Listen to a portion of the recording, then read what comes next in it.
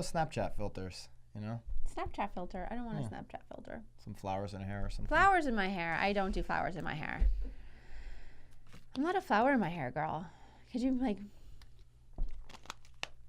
don't know what I am though. What am I? I'm trying to figure it out. I know.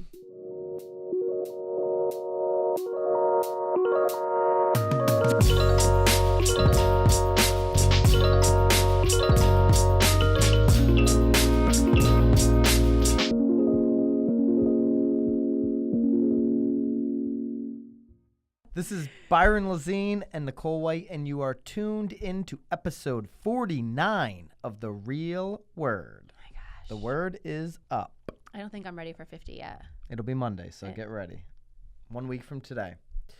We've got 4 topics. If you're new to the show, if it's taken you 49 episodes to find the real word, I apologize. Aww. The format is 1 main topic, 3 rackets. We kind of decide if those 3 topics are rackets or not.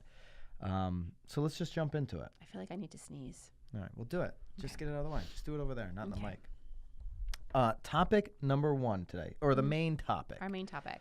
Will NAR ask its members, ask potentially you, to back its VC fund that it could potentially start in the future? This seems like more of a idea right now than something they're actually going to implement. Well, it sounds like, so right now, NAR's in Boston doing their annual we're not there. riff-raff.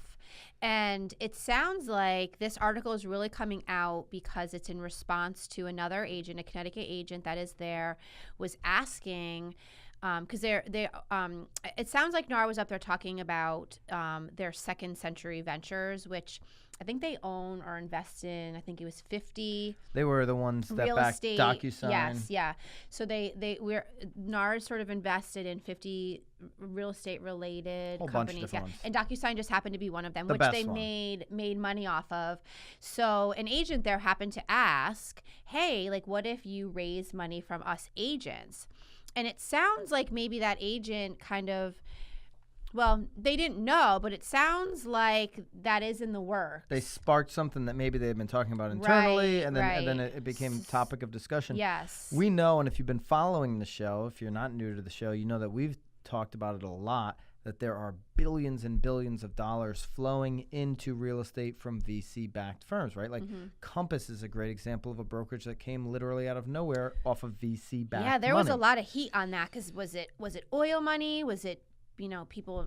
Was it dirty money? Yeah, they're just dirty people? Either way, there's a lot of VC money coming into the industry, and so NAR's saying, hey, should we now not take from dues? This isn't what we're talking about. We're not talking about the dues, but starting our own VC fund, and maybe out of our 1.3 million members, maybe in the article says maybe 500,000 would want to invest in this VC fund, and then they would have the upside of, say, a DocuSign taking off. They would have direct upside instead of NAR getting the upside. That individual that invested, like any other individual investing into a VC fund, would get the upside, and it would be nice for the retirement. So what do I think about this? Yeah, would you do it?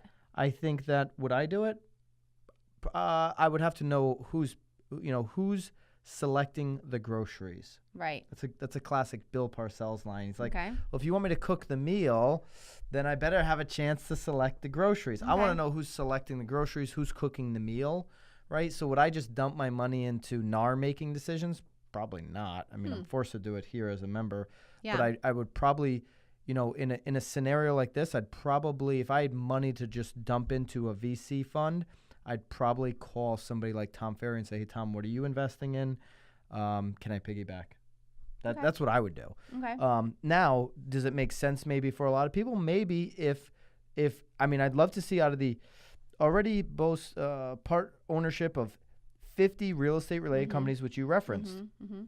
I'd love to see the track record of those 50 companies before I decide, and I'm certain the NAR members would want to do the same. It's interesting because they're obviously only talking about the one that they made a bunch of money off of. DocuSign always comes up. It is sort of interesting to see which other ones they have invested in. What I like about this a lot is that NAR appears to be open to try to add more value in the sense of people's retirements and realizing that the game's changing here, and agents are going to need... They've been watching The Real Word. They've been watching The Real Word. Agents need other sources of income to have longevity in this business. This could be one scenario where an agent could have another source of income. Right. I think, and there was an article. There's an article right here on Inman today. Don't count on NAR to solve your healthcare woes.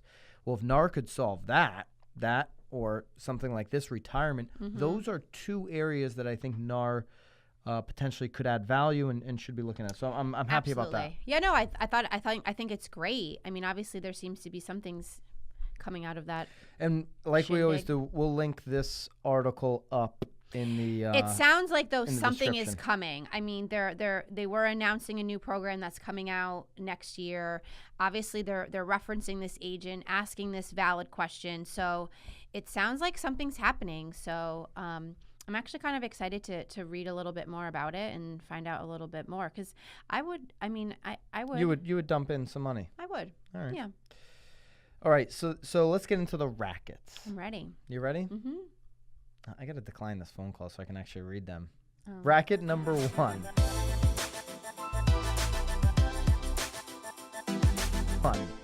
Should your real estate brokerage build a VR showroom?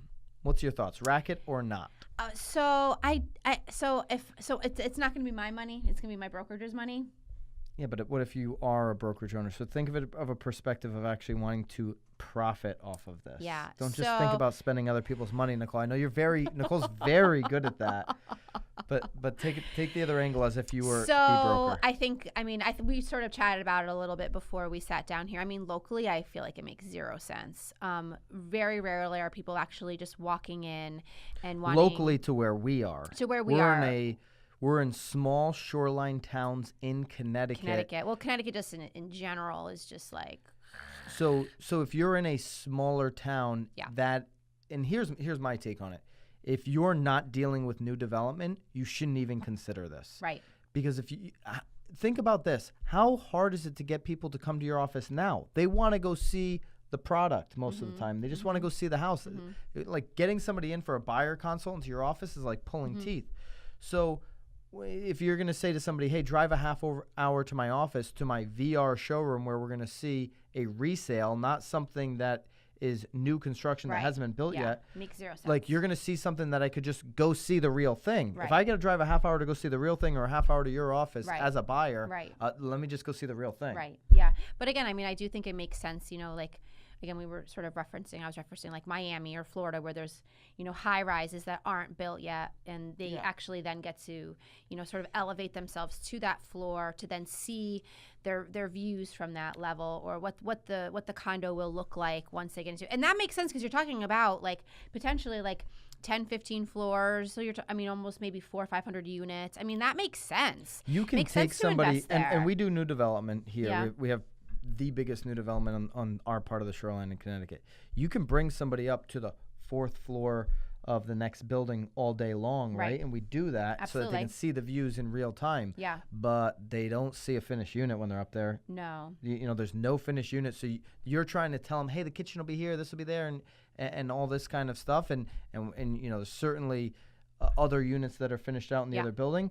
But it's not the same as being in a VR showroom that is showing exactly where your kitchen is and the views. Right. So for new development, new construction, I love it because bringing them up in Miami to floor 20 is one feel, but actually having the whole thing finished around you is a different feel for buyers. I do think you need the population though too, because if we are sort of referencing this subdivision or these condos that we're handling, the problem is that a lot of these buyers though aren't even local.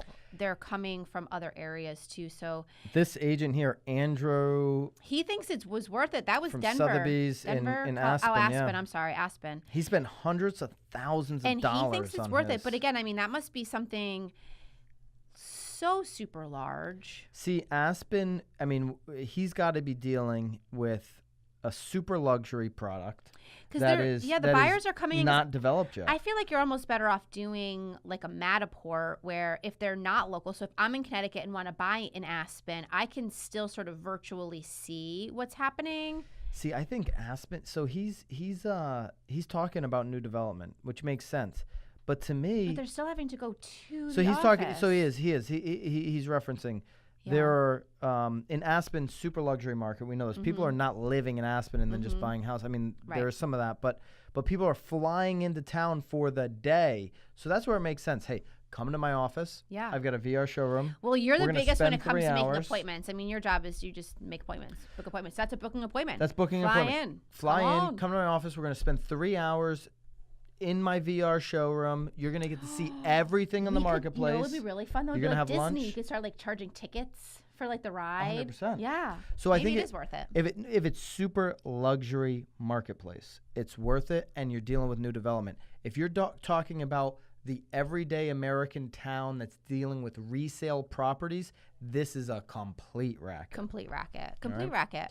Although, I mean, it's interesting, though, too, because I'm certain that those small little towns are still spending hundreds of thousands of dollars on print ads. So, I mean. So they could put some of that money there. Maybe they could. But, are you going to add up enough? All right. I don't know. Racket number 2, Realtor.com launches a new agent ad tool.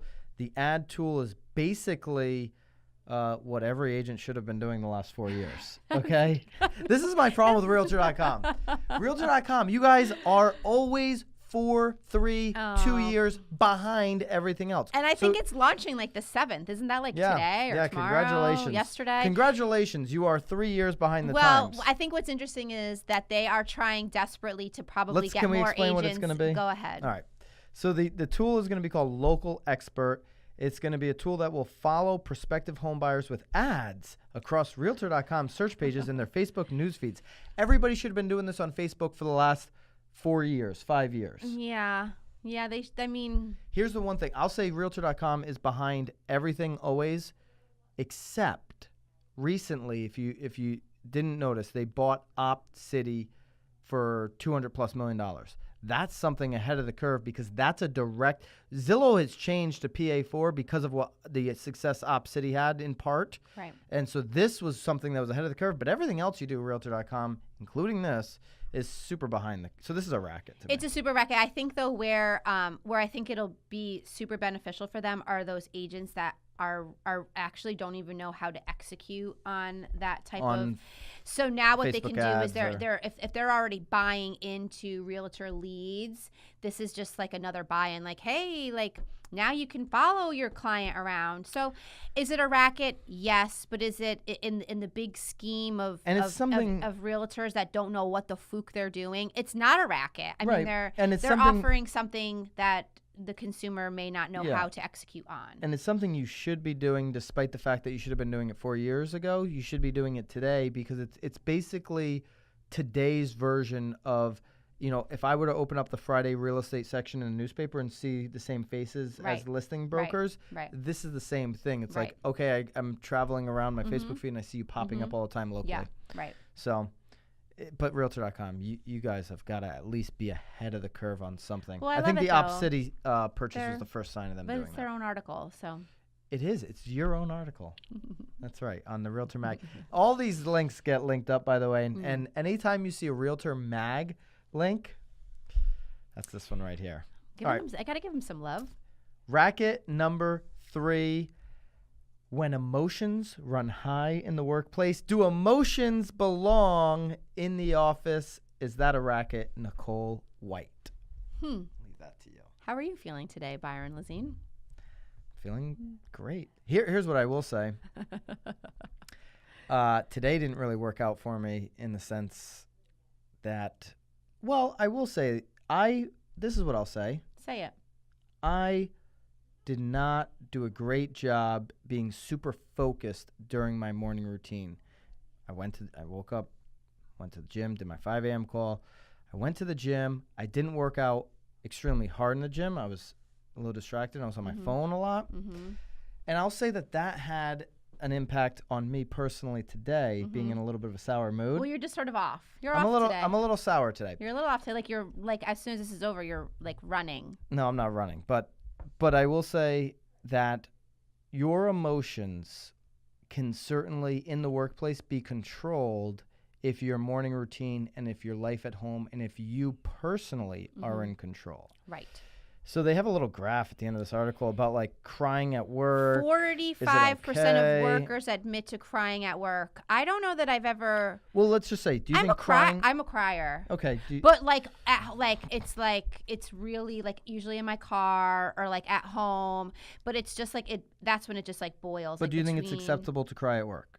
I actually don't. You don't? I don't. Wow. See, I think I'm the oppo. I don't. I think it's okay in the sense that if it's happening every day, that is not okay. I mean, I'll step outside. I'm not going to sit at my desk and cry like during a meeting. Yeah. I think if it's real and natural and it just happens, then it certainly you don't want people to not be real, be who they are, I mean, or express some type of an it's emotion. virtually impossible though for me not to be real. Right. Yeah.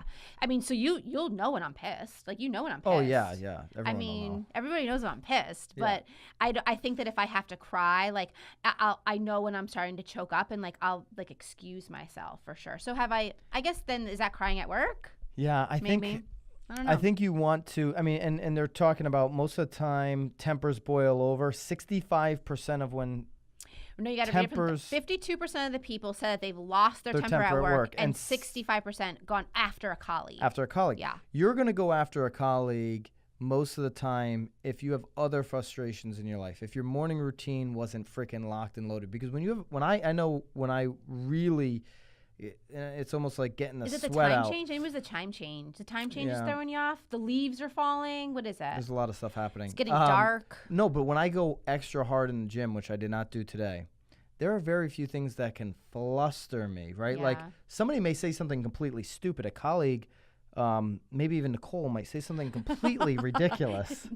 Which is, that's not abnormal. So. And I'm going to be able to absorb that as okay. And then react in a much more positive way than if I'm gonna let that, boil my temper. Or yeah. Is that how you do that? I don't know. Your temper gets boiled. My tempers get boiled. I don't know. Right? Like you've got to be in control coming in, and if you're more prepared than your colleagues, their emotions and all this kind of stuff aren't for gonna. Sure. Yeah. I mean, and I do agree. I mean, I think that I think it really boils down to if it's not your morning routine, I think it's just your foundation. Mm-hmm. Like what happened that morning, what happened with like your family or your children, or I mean, maybe what's really hard too is you can a simple email at 6:30 in the morning can sort of derail my morning, which inevitably derails my day for sure, because then you're just constantly trying to catch back up. So. I've got to get better personally at the end of the day, preparing for the next day. I'm really, passionate about my morning routine. If you guys don't know, 5 a.m. call, all this kind of stuff. But the end of the night can be just as important as that morning routine, setting it up so that so I think people can get a little tooty in the office and this is probably what happened to me today. There are so many things going on.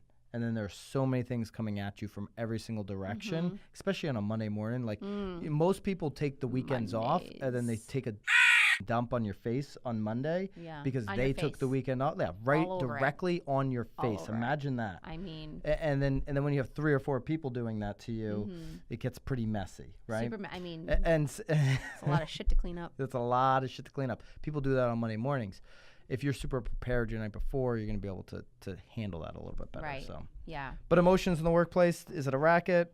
I think too much emotions can be a racket because you should be, as Billy Belichick would say up there in Patriot Land, you should be doing your job. I do think, though, that to counteract it, though, I think that sometimes emotions are good, too, because you can at least get to the root of the problem, figure out what it is, nip it in the bud, and then proceed on. Nip it in the butt. Don't we do that? Is it the butt? Is it the bud?